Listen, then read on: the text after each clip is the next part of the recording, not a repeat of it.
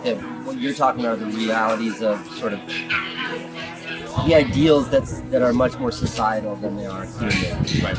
I think that the need for money is very real, but also the need for money, a lot of it is artificial. A lot of it is desires that are completely unnecessary. That you see things on. Next biggest car. You see things on. I'm incredibly guilty of this. Yes. I have a perfectly good cell phone. A new one comes out, and it's like I need that, and I don't. But TV tells me I do, and the internet says it's awesome. People try to say that advertising doesn't work.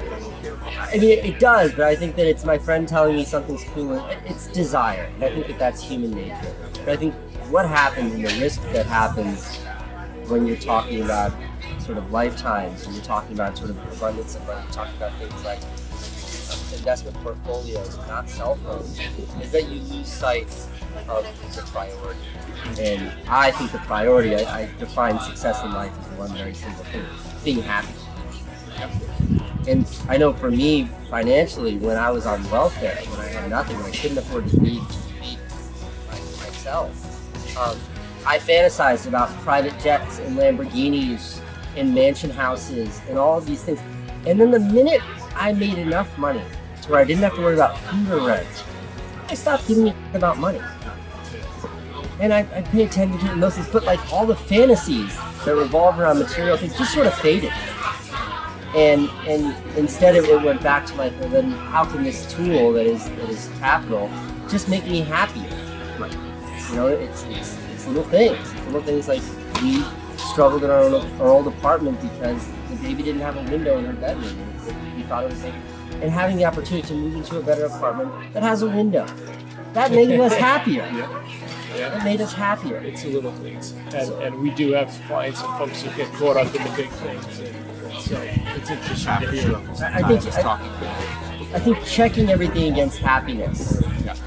It's like my car was a 2010 Jeep with one flat tire on the back, no big deal, and it got me from A to B. And now if I had spent $300,000 and got a Bentley instead of this $15,000 Jeep, how much happier would it make my life?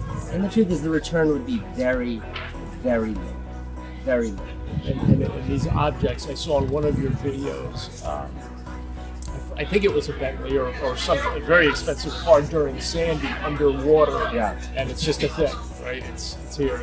I think you always have to check the return on those things. It's like, my biggest waste of money, the thing that I'm most indulgent about, is anytime I find an opportunity to trade money for time. So a silly thing, my favorite thing in the whole wide world, is to take helicopters to the airport.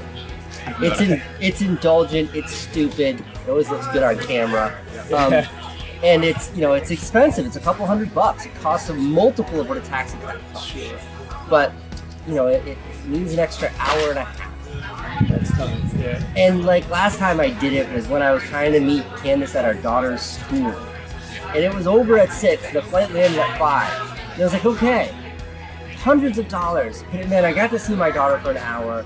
And I'm a 35-year-old guy who's found some success in life. Like, this is a worthy investment. That's cool. I probably won't, I hope I won't, regret spending this money, but I know I won't regret spending this little bit extra time, this 1 hour with my family today after not having seen them for several days. So for me, that's an easy transaction.